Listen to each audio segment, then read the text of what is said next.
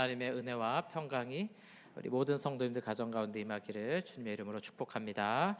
이 시간에는 하나님의 작정 통치가 주는 위로라는 제목으로 하나님 말씀 선포하도록 하겠습니다. 우리 이사야 말씀 보고 있는데요, 유다 백성들의 심판과 또 멸망, 바벨론에 포로된 그런 상황 가운데 있습니다. 이런 상황에서 유다 백성들이 질문하는 것이 있었습니다. 우리도 어려움 만날 때 하게 되는 동일한 질문인데요, 이렇게 질문하게 되죠. 하나님이 살아계실까? 살아계신데 왜 우리를 이렇게 내버려 두시지? 그 다음에 만약에 살아계시다면 우리를 사랑하시나? 맨날 사랑한다고 말씀은 하는데 왜 우리를 지금 이런 비참한 현실 가운데 내버려 두시는 것일까? 이렇게 질문할 수 있고요. 마지막 질문은, 그럼 살아계시고 우리를 사랑하신다고 치자. 그러면 우리 하나님은 능력이 없으신가? 바벨론의 말뚝이라는 신보다 우리 여호와 하나님이 힘이 없으신 거 아닌가? 그러니까 우리가 전쟁에서 패배해서 여기까지 포로로 끌려온 것 아닌가? 이렇게 질문하게 되는 거죠. 아마 우리 모두의 질문이기도 할 겁니다. 어떤 문제와 어려움들 앞에서 하나님이 소리를 들려주시는 것도 아니고 자신의 얼굴을 보여주시는 것도 아니고 답답하죠. 그래서 하나님 정말 살아계신지, 나를 사랑하시는지, 아니면 나를 안 도우시려나? 이런 질문을 하게 되는 거죠.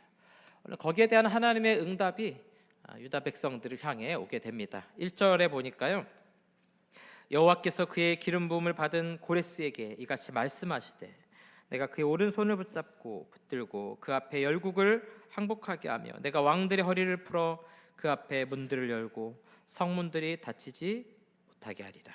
자, 하나님의 방법은 뭐였냐면요, 고레스라는 인물이 있습니다. 그의 기름 부음을 받은 고레스, 그의 길을 내가 인도하겠다, 이렇게 말씀하죠.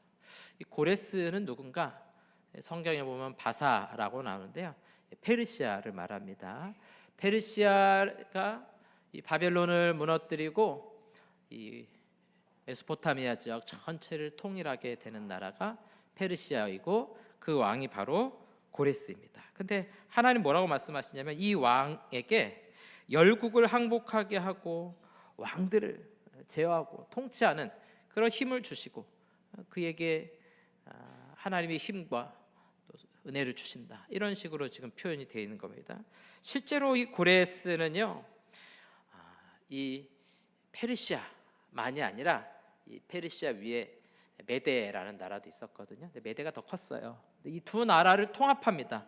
거기다가 바벨론 다니엘 6장에 보니까 벨사살 왕이 성전에서 가져온 기물을 가지고 막 술 마시다가 밤에 손가락이 나타나서 글씨 쓰는 거 보고서 이제 죽었잖아요.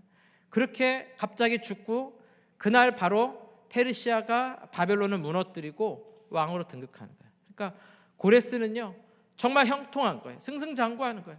피 흘리지 않고 바벨론을 무너뜨리고 이 동방을 다 통일한 왕이 되는 거였죠. 그러니까 그의 앞길이 정말 형통하게 그냥 막 열려지는 걸 볼 수가 있습니다. 이 페르시아라는 이름은 20세기 초까지만 해도 이란을 일컫는 용어가 사실은 페르시아였죠. 그러니까 아주 오래된 용어가 됐고, 그의 앞길에 하나님이 특별한 은혜로 나라를 세우고 이 나라의 강한 왕이 되게 하시는 것을 우리가 볼 수 있습니다. 도움이 좀 너무 심할 정도예요. 이사야 44장 28절, 우리 읽은 본문 그 바로 앞절에 보니까 고레스에 대하여는 이르기를 내 목자라, 이렇게 말하죠. 내 목자라, 그가 나의 모든 기쁨을 성취하리라 하며, 예루살렘에 대하여는 이르기를 중건되리라 하며, 성전에 대하여는 내 기초가 놓여지리라 하는지라. 실제로 이 고레스를 통해서 유다 백성들이 고향인 유다 땅으로 돌아오고 그냥 돌려보내지 않습니다. 성전을 건축하라고 명령하죠. 에스라서에 보면은 성전을 건축할 재료까지 유다 백성들에게 주어서 고향 땅으로 돌아가도록 시키는 겁니다. 오늘 본문 2절에 보니까 계속해서 고레스를 향한 하나님의 도움입니다. 내가 너보다 앞서가서 험한 곳을 평탄하게 하며 논문을 쳐서 부수며 쇠빗장을 꺾고, 마치 세례 요한이 예수님의 길을 곧게 평탄하게 준비하듯이 하나님께서 고레스의 앞길을 평탄하게 인도해 주신다, 이렇게 약속하고 있는 겁니다. 이렇게까지 하나님께서 고레스를 돕는 이유가 뭘까? 이렇게 질문하게 되고요. 그러면 고레스는 이렇게 하나님의 도움을 많이 받았으니까 여호와 하나님을 알고 하나님을 잘 믿은 사람이었나? 이렇게 우리가 질문해 볼 수 있을 것 같습니다. 그림을 좀 하나 볼까요? 고레스의 실린더라는 이런 이 돌로 돼 있는 이 원통인데요. 고레스 원통. 대형 박물관에 소장이 돼 있는데요. BC 539년에 바벨론이 무너지고 페르시아가 이제 동방을 다 정복하고 얻었을 때, 그때 고레스가 자신의 업적과 치하하는 내용들을 기록한 비문입니다. 근데 여기 학자들이 잘 해석해 보니까요, 자신이 어떻게 왕이 됐으며 통치했고 이 페르시아의 신들의 도움을 어떻게 받았으며, 그래서 신들을 찬양하고 자기 업적에 대해서 막 광고하는 그런 내용들이 담겨져 있습니다. 네, 됐습니다. 그런데 여기에 단 한마디도 여호와 하나님이 나오지 않고요, 유다 백성들에 대한 이야기가 나오지 않습니다. 에스라서에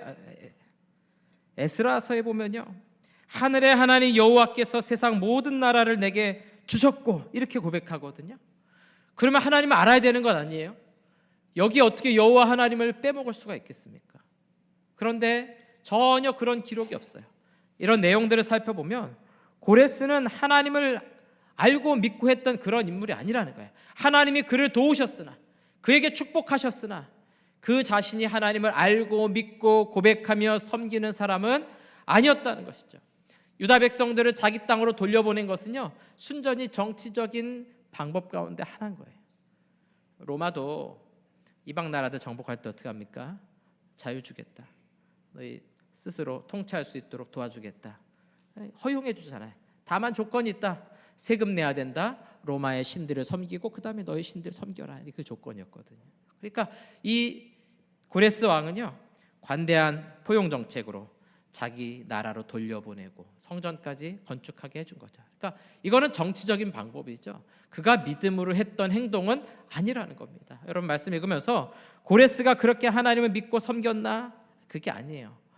오히려 하나님이 그를 사용하셔서 하나님의 뜻을 이루는 도구였을 뿐인 거죠. 고레스 자신이 하나님을 섬기거나 믿었던 그런 하나님의 사람은 아니라는 겁니다. 왜 그렇게 하시는가? 중요한 이유가 있습니다. 자, 우리 3절 말씀 후반부만 한번 보겠습니다. 3절, 내 이름을부터 보니까요, 내 이름을 부르는 자가 나 여호와 이스라엘의 하나님인 줄을 내가 알게 하리라. 하나님이 고레스에게 기름 부으신 이유는 무엇이냐면 고레스를 구원하거나 고레스에 관심이 있는 게 아니에요.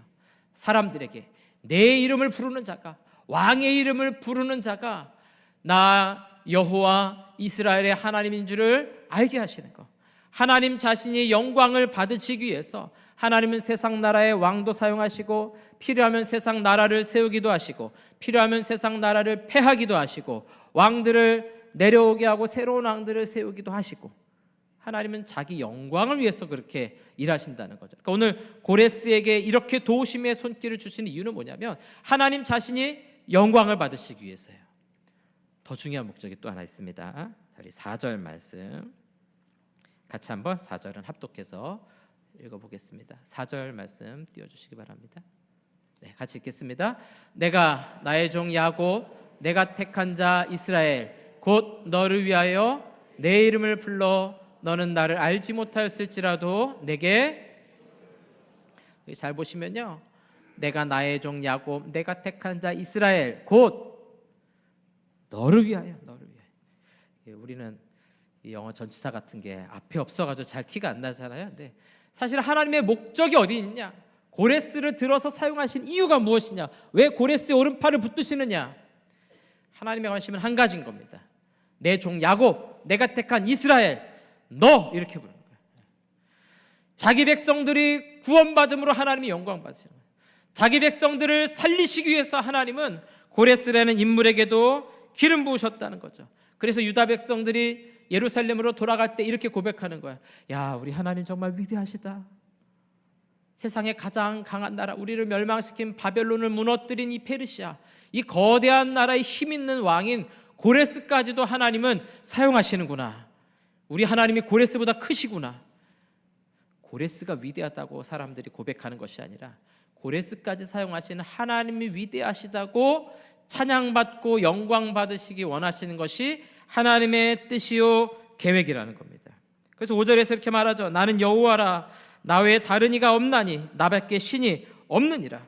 이 표현을 반복해서 하는 이유가 뭐냐면은 다른 수많은 신들, 왕들 그 힘이 있는 게 아니다. 나만이 너희를 도울 수 있고 나만이 너희를 붙들고 구원할 수 있다. 이걸 유다 백성들이 알길 원하신다는 것이죠. 여러분, 이 하나님은 어떤 하나님이신가? 오늘 7절 말씀해 보니까요, 나는 빛도 짓고 어둠도 창조하며 나는 평안도 짓고 환난도 창조하나니 나는 여호와라, 이 모든 일들을 행하는 자니라 하였노라. 빛과 어둠을 지으셨대요. 환난과 평안도 만드시고 모든 일들을 행하신다. 이거 우리가 신학적으로 하나님의 작정이라고 부르는 겁니다. 하나님의 선하시고 기뻐하신 뜻 가운데 이 땅에 좋은 일도 또 안 좋은 일도 모든 일들도 벌어진다는 거죠. 때로는 우연처럼 보이는 일들도 하나님이 하시는 거고, 때로는 어떻게 이런 일이 벌어질 수 있을까 싶은 일들도, 그 다음에 아주 사소해 보이는 작은 일까지도 하나님의 계획 가운데 이루어진다는 것이죠. 여기 7절 처음에 나는 빛도 짓고 어둠도 창조하며 이렇게 표현하잖아요. 빛과 어둠 그러면 이 페르시아에서 발생한 조로아스터교가 딱 생각이 납니다. 이 조로아스터, 이 짜라투스트라라고도 부르죠. 니체가 쓴 책도 있지만 이게 중국에 넘어오면서 이제 배화교, 뭐 소설 영웅문 같은 데서는 명교 이렇게 말하는데, 빛과 어둠의 대립, 그 싸움으로 세상을 해석해 나가는 그런 종교인 겁니다. 그런데 그런 페르시아의 문화적인 배경 가운데 있었던 이스라엘 백성들, 유다 백성들에게 알려주는 거예요. 그들이 말하는 빛과 어둠, 그건 다른 신들이 창조한 것이 아니라 그건 내가 창조한 것이다. 여러분, 이거는 출애굽할 때도 하나님께서 이스라엘 백성들에게 알려주신 겁니다. 이스라엘 백성들이 애굽에서 400년을 종노릇하죠. 여러분, 그 인터넷에서 애굽의 신, 이집트 신들 이렇게 검색해 보세요. 이 세상을 그릴 때 이게 다 신이에요. 신. 하늘을 만든 신, 땅을 만드신, 물을 만드신, 나일강의 신, 온갖 수많은 신들이 있어요. 그 수많은 신들을 섬기는 가운데 살던 이스라엘 백성들을 끌어낼 때 모세가 제일 먼저 기록한 성경이 무엇입니까? 태초에 하나님이 천지를 창조하시니라. 애굽에 있는 무슨 오시리스나 뭐나 그런 게 세상을 창조한 게 아니다. 너희를 지금 이끌어내는 여호와 하나님이 세상을 창조하신 분이고 우리를 구원하시는 유일하신 하나님이다. 다른 신들은 없다. 여러분, 1000년 가까운 세월이 흐른 뒤에 이제는 바벨론에서 나옵니다. 페르시아로부터 나옵니다. 그들에게 말하는 거예요. 이 페르시아에서 믿는 신들이 진짜 신이 아니다.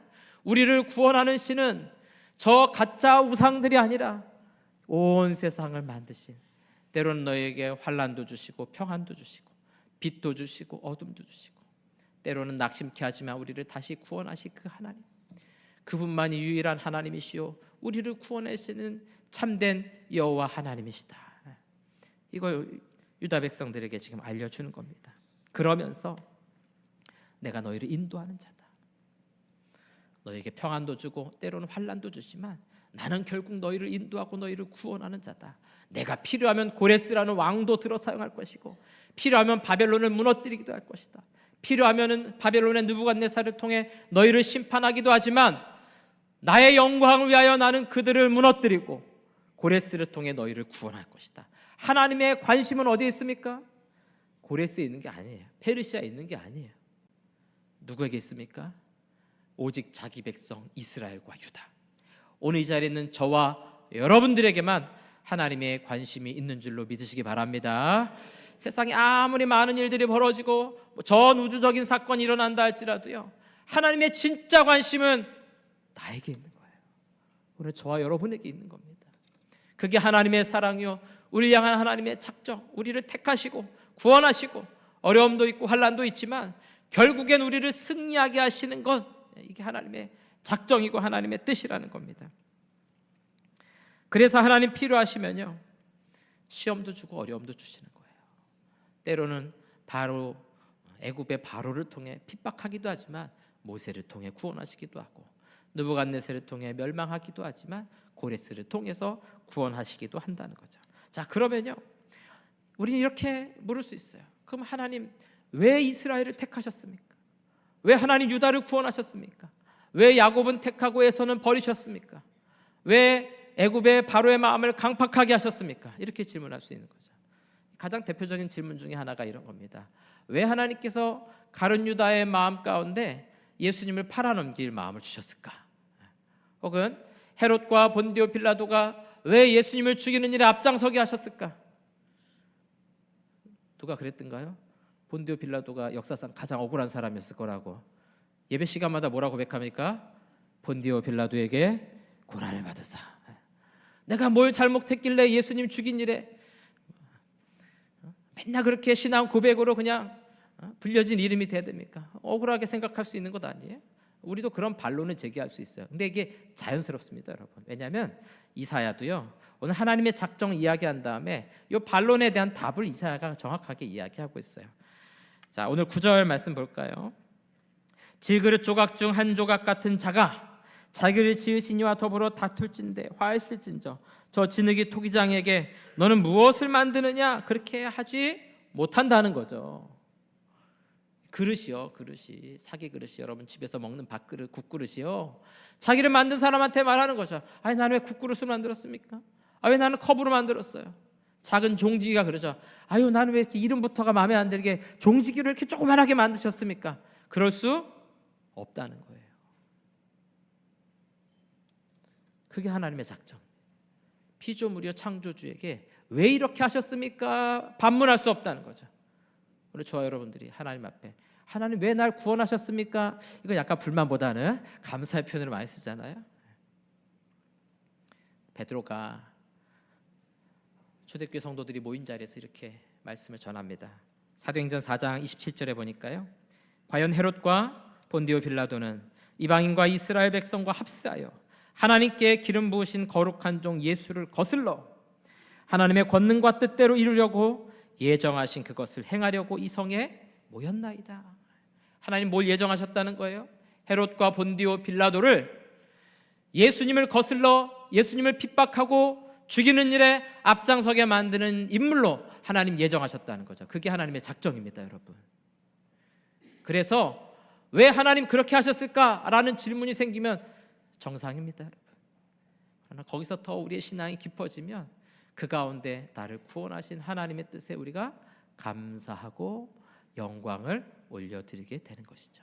하나님이 진짜 원하시는 것은 무엇인가? 그렇게 우리를 인도하실 하나님을 믿고 확신하며 하나님 앞에 예배하고 영광 올려드리는 것, 이것이 하나님이 가장 기뻐하시는, 지극히 하나님이 기뻐하시는 뜻이라는 거예요. 우리가 뭘 잘하고 뭐 멋지게 하고 그런 것이 아니라 오늘 저와 여러분들을 인도하실 하나님이 계시다는 사실, 그 하나님이 저와 여러분을 버리지 아니하시고 포기하지 아니하신다는 사실을 우리의 믿음의 고백으로 받기를 원하신다는 사실입니다. 사랑하는 성도 여러분, 하나님의 작정, 하나님의 뜻은요, 오늘 예배하는 저와 여러분들을 구원하시는 데 있습니다. 저와 여러분들을 사랑하세요. 우리를 버리지 않으세요. 우리의 구원을 분명하게 이루어 가실 줄로 믿으시기 바랍니다. 구원의 확신이라는 것은 그래서 우리 자신에게 있지 않아요. 우리의 감정에 있지 않아요. 감정이 있으면요, 기분 좋을 때는 나 구원받은 것 같아. 기분이 안 좋을 때는요, 내 천국 가려나? 아마 많은 분들이 그래요.